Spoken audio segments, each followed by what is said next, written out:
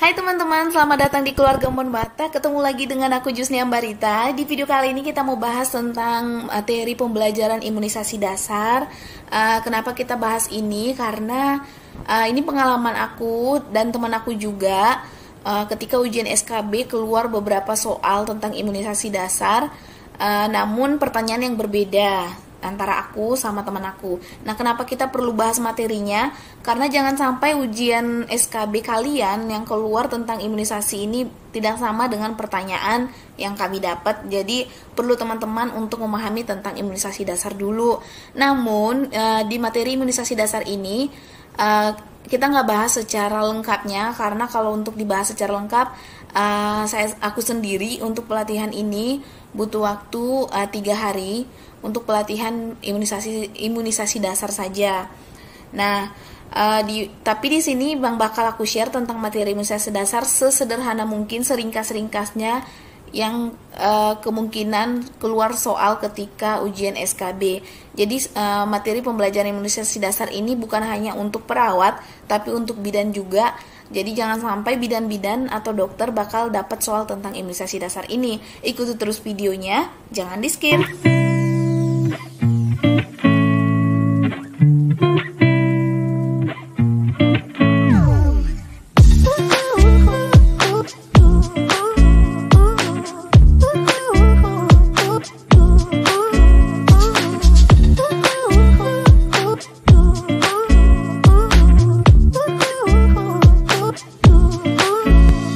Teman-teman, kita bahas langsung ke pelayanan imunisasi. Kenapa ada gambar seperti ini? Ini maksudnya bahwa persepsi masyarakat ini bisa berbeda-beda tentang imunisasi. Jadi pandangan masyarakat berbeda-beda tentang vaksinasi atau imunisasi. Ada yang beranggapan bahwa imunisasi itu malah buat cacat, ada yang beranggapan imunisasi itu menyehatkan atau penting, ada yang beranggapan bahwa imunisasi itu nggak mempengaruhi apapun, dan ada juga beranggapan bahwa imunisasi itu malah sebuah program yang untuk memperkaya orang lain. Ada yang seperti itu. Nah, kita nggak bisa memaksa pemikiran mereka sama dengan pemikiran kita tenaga kesehatan. Jadi kita perlu edukasi buat mereka karena persepsi setiap orang berbeda-beda. Nah, tujuan imunisasi teman-teman ada 3, yaitu untuk melindungi seseorang terhadap penyakit tertentu, jadi sebagai pembentukan kekebalan tubuh di dalam tubuh kita. Yang kedua, untuk menurunkan prevalensi penyakit, jadi seperti di masa sekarang ini, COVID-19, pandemi COVID-19, maka kita juga beberapa masyarakat sudah mendapatkan vaksinasi ini. Tujuannya adalah menurunkan prevalensi penyakit atau penderita penyakit COVID-19, misalnya seperti itu teman-teman. Terus yang ketiga adalah eradikasi penyakit. Jadi tujuannya adalah final goal atau biar terbentuklah herd immunity gitu, seperti di masa pandemi sekarang ini. Lalu penyakit apa aja teman-teman yang dapat dicegah dengan imunisasi ini atau program imunisasi yang ada di puskesmas ini? Jadi kita bisa cegah penyakit hepatitis B, poliomielitis, tuberkulosis, difteri, pertusis, tetanus, campak, rubella, radang selaput otak atau meningitis yang disebabkan oleh infeksi HIV. Nah, untuk penyakit yang dapat dicegah dengan imunisasi pilihan, artinya ini di atas 2 tahun. Kalau untuk vaksin hepatitis ini, dulu waktu aku kuliah tahun 2010-an udah ada vaksin hepatitis. Nah, ini kalian bisa, tapi kita bayar, ini belum masuk ke program pemerintah. Terus, untuk mencegah gondongan atau MAMS, kalau nggak salah 2018 atau 2019 pemerintah sudah keluarkan juga vaksin MR, itu tujuannya mencegah juga rubella dan MAMS. Jadi, MR itu mencegah 2 penyakit juga, kalau nggak salah 2 atau lebih gitu. Terus, untuk vaksin pilihan lainnya bisa mencegah demam tifoid, cacar air atau varicella, terus mencegah invasive pneumococcal disease. Nah, ini untuk mencegah kanker leher rahim atau kanker serviks. Ini sangat bermanfaat buat wanita usia subur. Dan penyakit diare akibat rotavirus dan influenza. Jadi ini adalah penyakit-penyakit yang bisa dicegah dengan vaksin atau imunisasi pilihan. Nah, untuk ini vaksin yang imunisasi program ini semua gratis teman-teman. Kalau teman-teman punya adik atau ponakan atau saudara, bisa mengarahkan atau mengingatkan kembali untuk ikut posyandu agar dapat untuk mendapatkan pelayanan imunisasi ini. Nah, penyakit-penyakit yang dapat dicegah dengan imunisasi tadi seperti ini teman-teman. Di awal tadi aku udah jelasin, bisa mencegah penyakit tuberkulosis. Tuberkulosis itu bukan hanya di paru, misalnya kayak TB tulang, TB usus. Nah, ini penyakit pertusis, penyakit polio, penyakit tetanus, difteri, campak. Ini untuk hepatitis, penderita hepatitis ya, kasihan kalau masih anak-anak harus dapat penyakit seperti ini hanya karena kelalaian atau keegoisan kita sebagai orang tua tidak memberikan vaksin kepada anak. Terus ini meningitis atau radang selaput otak, penyakit difteri, campak, dan penyakit rubella. Jadi untuk vaksin MR itu juga bisa mencegah penyakit rubella teman-teman. Sebelum kita memberikan vaksin, teman-teman pastikan bahwa yang kita berikan ini harus tepat dan harus aman. Jadi apa saja yang merupakan penyuntikan vaksin yang tepat secara aman itu, yaitu kita harus mengerti atau kualitas vaksinnya terjamin. Terus penyuntikannya juga harus steril, bukan bersih ya teman, beda bersih, beda steril, harus steril. Melarutkan vaksinnya secara benar seperti pelarutan vaksin BCG sebelum kita suntik kita perlu melarutkannya. Terus harus benar lokasinya atau lokasi suntikan yang tepat. Penapisan indikasi kontra, teknik penyuntikan juga harus benar. Nah, sebelum menyuntikan biasanya vaksin DPT itu berbentuk pial ya. DPT udah ada HIB dan HB di dalamnya, jadi dia berbentuk pial, ada simbol seperti ini. Jadi ini maknanya teman-teman, vaksin ini masih dapat digunakan. Apa perbedaannya ini dengan ini teman-teman? Nah, kalau ini dia jelas, dia masih terang, masih bagus. Nah, ini sementara sudah mulai buram. Nah, apalagi ini sudah hilang ya. Nah, kalau simbol yang ini masih aman digunakan, vaksin ini dapat digunakan. Kalau yang ini, vaksin segera digunakan. Dan yang ini sudah tidak layak lagi digunakan. Ini vaksin ini jangan digunakan lagi, dan model yang begini atau simbol yang begini jangan digunakan lagi. Semua vaksin teman-teman memiliki simbol seperti ini kecuali vaksin BCG. Jadi perhatikan juga tanggal expirednya ya ketika kalian sebelum memberikan vaksin. Nah, sekarang kita masuk ke penyuntikan. Untuk imunisasi dasar ini teman-teman ada 3 teknik pemberian obat, 4 teknik pemberian obat ada, namun 3 dengan suntikan dan 1 oral. Nah, oral itu biasanya adalah polio yang ditetes, imunisasi polio. Nah, yang intrakutan biasanya BCG, intramuskular itu biasanya kayak DPT, dan subkutan itu biasanya kayak campak. Nah, kita masuk sekarang ke intrakutan. Intrakutan itu misalnya contoh BCG disuntikan di lengan kanan atas. Ingat teman-teman, BCG itu disuntikan di lengan kanan atas seperti ini posisinya, dan pastikan sudah ada seperti ini putih. Ini memastikan bahwa obatnya berhasil memang masuk ke lapisan kulit. Terus dosis yang diberikan 0,05 cc ya, disuntikan di lapisan kulit dengan pelan-pelan atau intrakutan. Terus memberikan suntikan intrakutan ini secara tepat harus menggunakan jarum pendek yang sangat halus. Jadi ini halus ya teman-teman, ini paling kecil kalau nggak salah.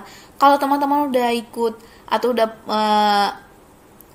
kerja atau pernah praktek di puskesmas pasti ngerti speed ini. Kalau teman-teman yang di rumah sakit juga, dia sejenis seperti jarum yang ukuran 26, seperti suntikan obat Lopenox. Ya, kalau teman-teman yang di rumah sakit, kalau yang di puskesmas pasti sering lihat ini. Nah, untuk imunisasi atau vaksinasi dengan pemberian intramuskular, suntikan ini diberikan pada paha tengah luar secara intramuskular atau IM dengan sudut derajatnya 90 derajat. Dosisnya 0,5 cc. Jadi letakkan bayi dengan posisi miring di atas pangkuan ibu dengan seluruh kaki telanjang. Orang tua sebaiknya memegang kaki bayi. Terus pegang paha dengan ibu jari dan jari telunjuk. Seperti ini. Masukkan jarum dengan sudut 90 derajat. Tekan seluruh jarum langsung ke bawah melalui kulit sehingga masuk ke dalam otot. Jadi intramuskular namanya udah IM, muskular ini. Berarti disuntikan ke dalam otot, lalu suntikan pelan-pelan, tujuannya untuk mengurangi rasa sakit. Nah, untuk subkutan, nah tadi aku udah bilang biasanya vaksin yang disuntik itu adalah campak untuk subkutan.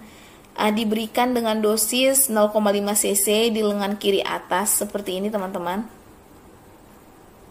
Cara pemberiannya, atur bayi dengan posisi miring di atas pangkuan ibu dengan seluruh lengan telanjang. Orang tua sebaiknya memegang kaki bayi, gunakan jari-jari kiri petugas ya, jari-jari kiri Anda untuk menekan ke atas dan atau mencubit lengan bayi. Jadi kayak diremas yang bagian ini ya, ini bukan diremas, apa namanya? Ya seperti inilah posisinya, sulit menjelaskannya. Terus cepat tekan jarum ke dalam kulit yang menonjol ke atas dengan sudut 45 derajat. Untuk mengontrol jarum, peganglah ujung semprit yang ini dengan ibu jari dan jari telunjuk Anda, tetapi jangan sentuh jarumnya. Jadi jangan sampai tersentuh ini, karena kita perlu menjaga kesterilannya.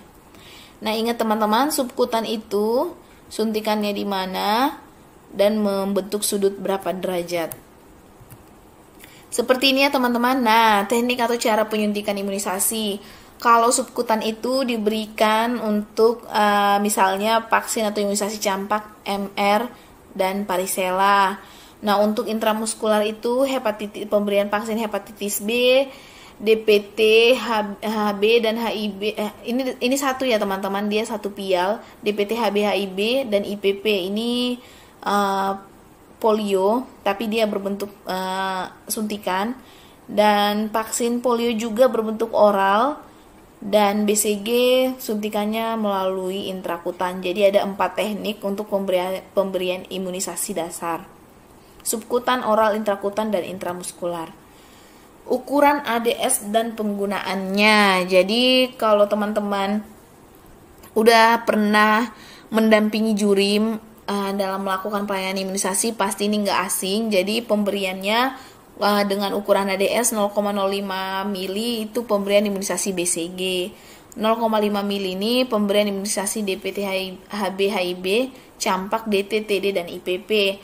Nah, untuk speed yang 5 mili ini tujuannya untuk melarutkan vaksin BCG dan melarutkan vaksin campak. Jadi ada pelarutnya lagi teman-teman.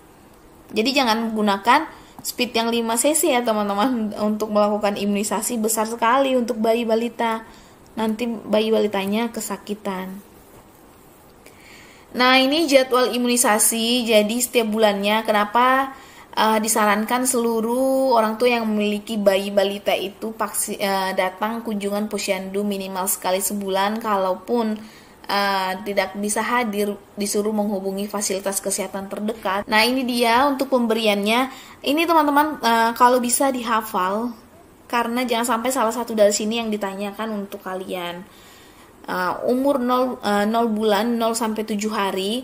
Jadi ini teman-teman ada yang ada beberapa para ahli mengatakan bahwa sekarang penyuntikan HB0 itu 1 kali 24 jam, tapi ada juga yang bilang 0 sampai 7 hari. Nah, tapi tergantung para ilmu yang berkembang. Kalau di KMS masih 0 sampai 7 hari, jadi pemberian ini kalau bisa sedini mungkin mulai dari lahir. Baru lahir udah bisa disuntikan HB0. Dosisnya 0,5, pemberiannya intramuskular, lokasinya di paha anterolateral. Tadi udah ada gambarnya. Nah, usia 1 bulan pemberian BCG polio 1, dosisnya 0,05 mili atau 2 tetes untuk polio ya yang oral. Nah, untuk suntikan BCG-nya intrakutan, disuntikan di lengan kanan atas. Untuk usia 2 bulan imunisasinya DPT, HB, HIB 1 dan polio 2. Nah, untuk polio 2 ini disuntikan 0,5 Untuk polio ini sama cara pemberiannya 2 tetes oral, dan untuk vaksinasi DPT, HB, HIB 1 ini 0,5 mili disuntikan IM atau intramuskular di bagian lokasi paha anterolateral. 3 bulan mendapatkan imunisasi DPT, HB, HIB 2 dan polio 3. dosisnya 0,5 mili, dan untuk polionya 2 tetes, disuntikan intramuskular. Untuk polionya oral disuntikan di paha anterolateral. Untuk usia 4 bulan DPT HB HIB 3, polio 4 dan IPP. Nah, untuk pemberian DPT HB HIB 3 dan IPP ini disuntikan intramuskular. Nah, untuk polio 2 tetes, untuk suntikannya dosisnya 0,5 mili dan disuntikan paha anterolateral. Usia 9 bulan imunisasi campak, dosisnya 0,5, suntikannya dengan subkutan di lokasi lengan kiri atas. Nah, ini imunisasi lanjutan. Kenapa aku bilang imunisasi dasar itu sampai usia 2 tahun, namun ada beberapa juga seperti di YouTube dijelaskan di bawah 1 tahun. Untuk program pemerintah sendiri, pemberian imunisasi sampai batas usia 2 tahun ya teman-teman. Tapi untuk posyandu itu sampai usia 5 tahun untuk pemantauan tumbuh kembang anak.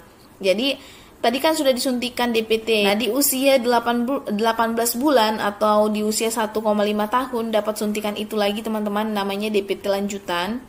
Jadi dapat imunisasi DPT HB/HIB, dosisnya 0,5 intramuskular, lengan kanan atas. Interval minimumnya teman-teman, jaraknya 12 bulan dari suntikan DPT HB/HIB 3. Jadi kadang ada yang terlambat suntikan ini, suntikan DPT HB/HIB 3 ini. Yang penting intervalnya dari penyuntikan ini DPT HB/HIB 3 ini minimalnya jarak 12 bulan atau 1 tahun baru bisa disuntikan. Jadi kalau misalnya dia sudah 18 bulan usia si anak atau si usia bayi balita ini, namun jaraknya dengan suntikan DPT HB/HIB ketiga tadi belum 12 bulan, belum 1 tahun, bisa ditambahkan untuk bulan depannya. Nah, untuk suntikan campak ini disuntikan di usia 2 tahun atau 24 bulan, dosisnya 0,5, pemberiannya subkutan, lokasinya lengan kiri atas.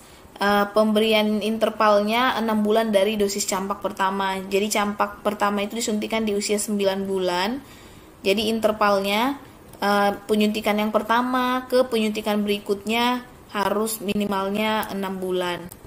Seperti itu untuk pemberian imunisasi dasar sampai usia 2 tahun. Setelah kalian melakukan penyuntikan, jangan lupa melakukan pencatatan. Teman-teman bisa tonton video sebelumnya tentang posyandu, ada yang 5 meja, jadi inilah tugas dari meja kelima dalam di pelayanan kesehatan. Jangan lupa melakukan pencatatan setelah kalian melakukan imunisasi atau vaksinasi. Atau teman-teman juga bisa menghafal imunisasi ini lewat KMS. Biasanya ini ada di buku KMS. Cara melihatnya, kalau ini putih berarti jadwal tepat untuk dilakukan imunisasi. Nah, kuning ini masih waktunya bisa diperbolehkan untuk pemberian imunisasi. Jadi semisal nih gini teman-teman. Suntikan DPT HB/HIB 1 itu adalah di usia 3 bulan bersama dengan polio 2. Namun misal si orang tua berhalangan tidak membawa anak untuk imunisasi, maka bisa kita majukan ke bulan keempat gitu. Tapi akhirnya ini semua jadinya maju semua teman-teman, karena nggak mungkin kita berikan secara bersamaan itu semua kan gitu teman-teman. Tapi teman-teman, di luar dari imunisasi atau vaksinasi anak usia 0 sampai 2 tahun, ada juga program pemerintah untuk imunisasi anak sekolahan dan wanita usia subur. Ini juga adalah program pemerintah gratis, dan kegiatan ini dilakukan oleh petugas kesehatan di puskesmas ke sekolah-sekolah. Dan untuk sasaran wanita usia subur ini dilakukan ketika posyandu. Untuk kelas 1 biasanya kita berikan imunisasi DT dan campak, dosisnya 0,5. Kelas 2 suntikan TT, kelas 3 suntikan TT juga. Nah, untuk untuk wanita usia subur kita suntikan imunisasi TT untuk mencegah tetanus. Nah, ini ada 5 kali suntikan teman-teman, TT1 sampai dengan TT5. Nah, TT1 setelah disuntikan ketika kita mau menyuntikan ke TT2, intervalnya itu minimal 4 minggu setelah TT1 teman-teman, dengan masa perlindungan 3 tahun dan dosis 0,5. Penyuntikan TT3, interval waktu dari jarak penyuntikan TT2 itu 6 bulan. Jadi masa perlindungannya ini 5 tahun, dosisnya 0,5 cc. TT4 selang waktu pemberiannya minimal 1 tahun setelah TT3, masa perlindungannya 10 tahun, dosisnya sama 0,5 cc, dan TT5 1 tahun setelah penyuntikan TT4, masa perlindungannya 25 tahun, dosisnya sama 0,5 cc. Jadi ini semua program pemerintah dan gratis teman-teman. Nah, sampai di situ dulu teman-teman materi pembahasan kita. Jadi walaupun aku bilang seringkas-ringkasnya, tapi sudah hampir 30 menit ini.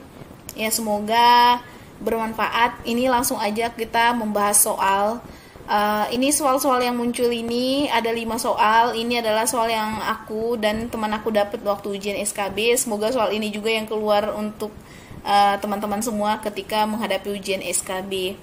By the way, sebelum kita lanjut, aku mau minta waktu kalian. Jangan lupa subscribe, klik tombol loncengnya, dan tontonin video-video dari kita. Di video sebelumnya aku udah bahas tentang soal SKB mengenai COVID-19, mengenai posyandu, dan materi pembelajaran lainnya. Kalian bisa tontonin.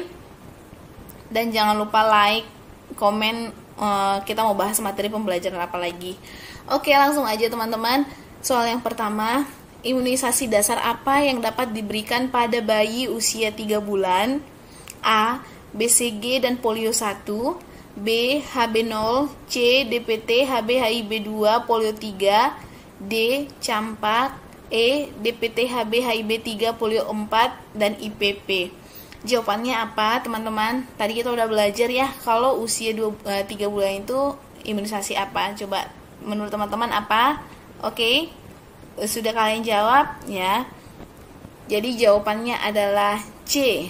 Usia 3 bulan itu pemberian DPT HB, HIB 2, dan polio 3. Ingat teman-teman, pemberian DPT itu suntikannya seperti apa? Jangan sampai yang ditanya adalah penyuntikannya, pemberian DPT ini dan polio ini apa gitu. Nah, kita ke soal kedua. Apakah manfaat utama vaksin BCG pada bayi? A. Mengurangi hingga mencegah risiko terjangkitnya kuman penyebab tuberkulosis. B. Mencegah anak sakit campak. C. Mencegah penyakit tetanus. D. Mencegah penyakit rubella. E. Mencegah penyakit kanker. Ya, menurut teman-teman apa? Oke teman-teman, jadi jawabannya adalah A. Mengurangi hingga mencegah risiko terjangkit kuman penyebab tuberkulosis. Jadi teman-teman, BCG ini juga bisa menghindari kita untuk tercegah dari penyakit TBC atau ISPA berat, yaitu pneumonia. Biasanya bayi balita itu mudah terkena ISPA, penyakit ISPA. Nah, ISPA ini yang paling kita takutkan adalah jatuh ke pneumonia teman-teman. Nah, kalau untuk mencegah penyakit campak itu yaitu dengan imunisasi campak, mencegah tetanus dengan imunisasi TT, mencegah penyakit rubella dengan suntikan vaksin imunisasi atau vaksin atau imunisasi MR. Nah, untuk mencegah penyakit kanker serviks itu bisa dengan imunisasi atau vaksin HPV. Ketiga, pada pemberian vaksin campak, beberapa bayi akan mengalami efek samping vaksin. Apakah efek samping gejala ringan yang dialami bayi pos pemberian vaksin campak? A. Diare, B. ISPA, C. Demam, D. Epilepsi, E. Muntah. Apa menurut kalian efek samping dari vaksin, gejala ringannya? Dan biasanya setelah vaksin atau imunisasi, petugas kesehatan bakal menyertakan memberikan obat. Ya, jawabannya adalah C. Demam. Keempat, bagaimana cara pemberian vaksin DPT HB-HIB? Tadi apa teman-teman? Pemberian DPT yang di paha luar itu? Ya, jadi jawabannya adalah A. Intramuskular. Tadi bukan B, bukan C, dan bukan D dan E. Apalagi intravena. Tidak ada imunisasi yang diberikan lewat intravena ya teman-teman. Jadi jawabannya adalah A. Intramuskular. Oke, kita ke soal terakhir. Aku mau minta waktu kalian yang belum subscribe, please subscribe dulu sebelum kita ke soal terakhir, biar kalian gak ketinggalan video-video selanjutnya. Di video selanjutnya aku bakal bahas tentang nawacita dan soalnya, atau nanti terserah kalian, atau komen deh di bawah ini kalian mau dibahas materi apa dulu yang mau kita upload. Please komen ya teman-teman. Ya, soal terakhir 5, pemberian suntikan campak diberikan pada lengan kiri atas secara subkutan dengan dosis 0,5 cc. Berapa derajatkah posisi jarum pemberian secara subkutan? Ya, tadi yang aku bilang dihafalin berapa derajat sudutnya. Untuk subkutan itu berapa teman-teman? A 15 derajat, B 45, C 90, D 30, E 25. Jadi jawabannya adalah kalau 15 tadi pemberian BCG intrakutan, 45 apa teman-teman? 90 tadi intramuskular, 30 nggak ada ya, 25 juga nggak ada. Jadi jawabannya adalah B 45 derajat. Oke teman-teman, sampai di sini dulu pembahasan kita kali ini. Di video selanjutnya bakal aku upload, tergantung kalian mau upload apa dulu. Tapi kalau misalnya kalian gak request apapun, aku bakal upload tentang nawacita dan soalnya. Ikuti terus videonya, jangan lupa subscribe dan klik tombol loncengnya. Sampai ketemu di video selanjutnya. Terima kasih sudah menonton, bye bye.